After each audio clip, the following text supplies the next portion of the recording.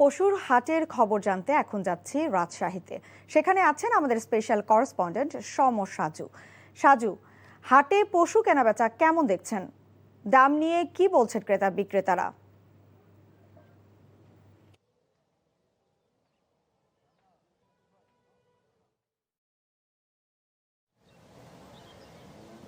তামান্না, আমি এই মুহূর্তে রয়েছি রাজশাহী নগরীর রাজশাহী সিটি হাট, যেটি উত্তরাঞ্চলের বড় হাটগুলোর অন্যতম। এখানে কোরবানির পশু কেনাবেচা হচ্ছে। গতকাল থেকে নিয়মিত হাট বসেছে। এর আগে সাপ্তাহিক হাট ছিল বুধবার এবং রবিবার।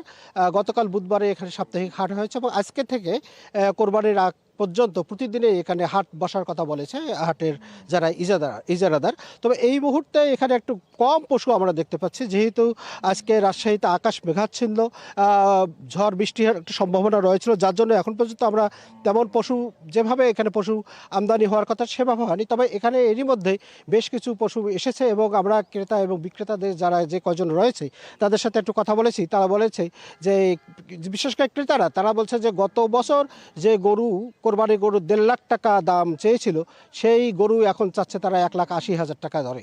আর বিক্রেতারা বলছে যে এর মধ্যে যে কোরবানির যারা গরু, তারা এই 1 বছর ধরে অথবা তারও 2-3 বছর ধরে তারা এখানে খামারে খামারে প্রতিপালন করেছে। তারা বলেছে যে সব কিছু খাদ্যের দাম বেড়ে যাওয়ার কারণে তারা গরুর যে পুষতে, যে লালন পালন করতে যে খরচ, সেটা তারা বেড়ে গেছে এবং তাদের যে প্রত্যাশা যে গতবারের চেয়ে তারা একটু বাড়তি দাম পাবে। তবে ক্রেতারা যেহেতু এখানে দাম কম করছে, এই কারণেই তারা হতাশ কোরবানি গরু নিয়ে। আর আপনাকে একটু তথ্য জানিয়ে রাখি, রাজশাহী জেলায় 26,234টি খামারে এবারে পশু লালন পালন করা হয়েছে, যেটা স্থানীয় পশু সম্পদ বিভাগ বলেছে।